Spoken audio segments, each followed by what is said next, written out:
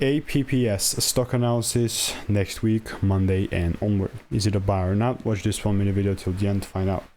Looking at Digital Turbine stock, this thing also up 5%, which is pretty solid.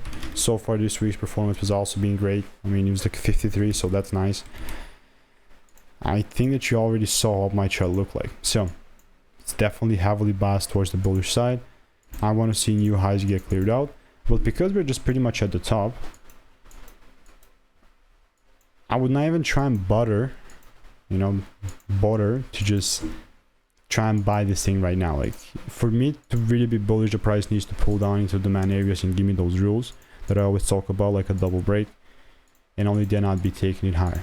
This is by no means financial advice. Like, all I'm using here is just my strategy. So this is why I'm going to put like a wait sign and like literally say that I'm waiting, and that's it. So if you want to learn the strategy that I'm using for free, just check the first link in the description. All reviews are 5 stars, and I'll see you in the next one.